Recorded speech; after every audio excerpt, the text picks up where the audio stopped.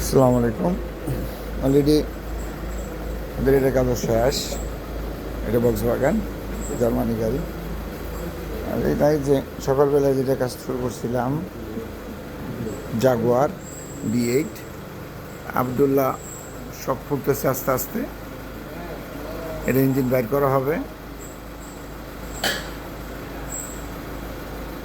আমাদের হিমেলের ড্রেস পরিবর্তন হয়েছে।